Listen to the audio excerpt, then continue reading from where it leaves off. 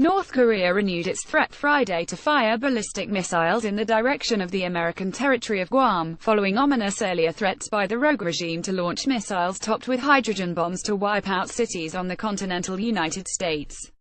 "We need to be prepared to defend against North Korean missile launches, and there is a way to do this short of full-scale war. One U.S. military option would be to deploy a special team of 2 or 3 guided missile destroyers, ships especially equipped to target, track and shoot down ballistic missiles, to strategic locations off the North Korean coastline.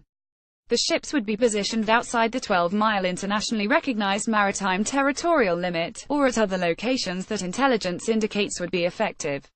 Sources intimately familiar with the operations and deployments of those destroyers, and the vast capabilities of their top-secret ballistic missile defense systems, tell me such a plan could work. They say a similar strategy is one of the military options being considered at the Pentagon and at U.S. Pacific Command headquarters in Hawaii. At the very least, this action would increase the costs to North Korea of continuing its missile program. Erecting what amounts to a destroyer fence to contain North Korean missiles and knock them out of the sky might seem like a far-fetched scheme.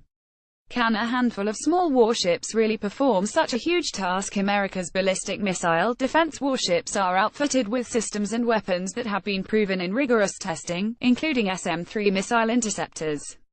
Since 2002, the Aegis Combat System, a powerful weapons system used by the U.S. Navy that utilizes computer and radar technology to find, track and destroy enemy targets, has recorded 35 successful ballistic missile intercepts in 42 test attempts, and in the last dozen tests, the SM-3s have only missed once.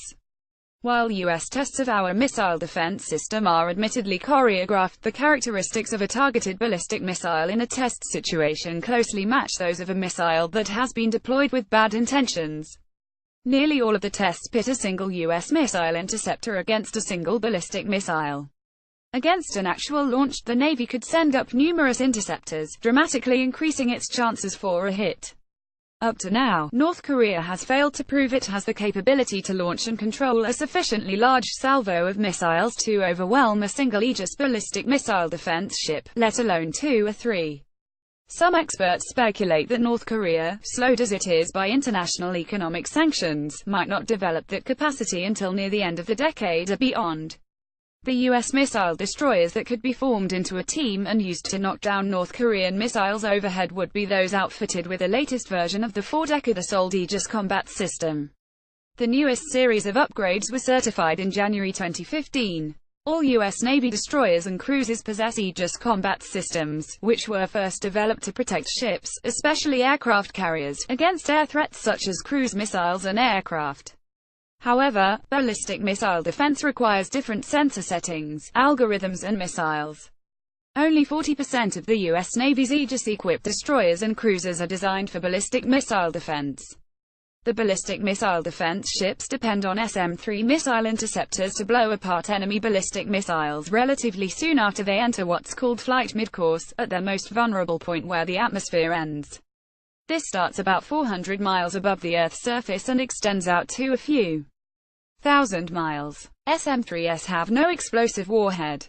Instead they work through sheer force, colliding with a targeted missile with the power of a 10-ton truck traveling 600 miles per hour.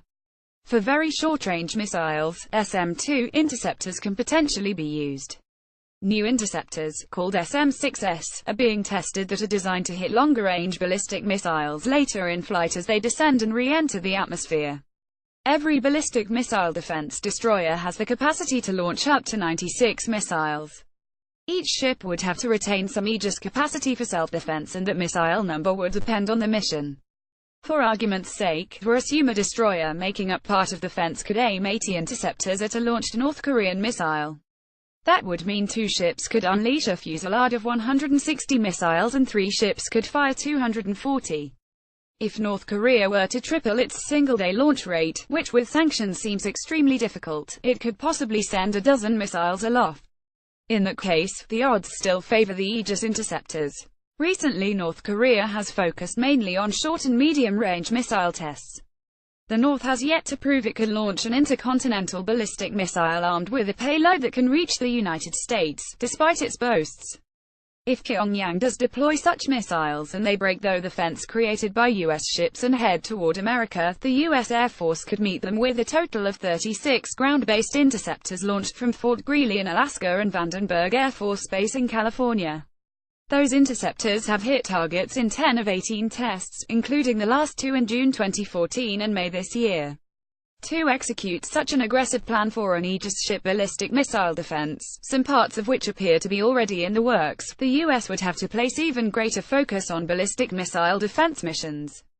American fleet commanders will need to make sure destroyer captains improve their skill in basic seamanship, a proficiency called into question after the Navy recently lost two of its valuable ballistic missile defense destroyers in collisions with commercial ships. An important step in making the fence operational would be for the U.S. to adopt rules of engagement that allow the Navy destroyers to shoot down North Korean missiles as soon as leave the country's airspace. Current rules only allow for tracking and monitoring. If an SM-3 misses, there's little concern of collateral damage. The interceptor would burn up harmlessly as it re-entered the Earth's atmosphere. Even if an interceptor collided with a nuclear warhead, there would likely be no nuclear explosion, experts say. While North Korea could be counted on to rail at the recklessness of an Aegis interceptor taking out one of its missiles, the hornet's nest would be stirred up far less than in the case of a U.S. invasion of North Korea's territory or attack on a land target. In the latter two cases, the North Korean reprisal might be catastrophic, inflicting heavy casualties in South Korea. If the moment for the destroyer fence to show its capability ever arrives, the U.S. Navy will have to make absolutely certain its missile-killing missiles don't miss. North Korea would only feel emboldened if its greatest adversary seemed not up to the task of backing up its rhetoric with effective action. Of course, a destroyer fence is only a short-term fix. North Korea will build more missiles, and it's only a matter of time before more countries acquire such weapons.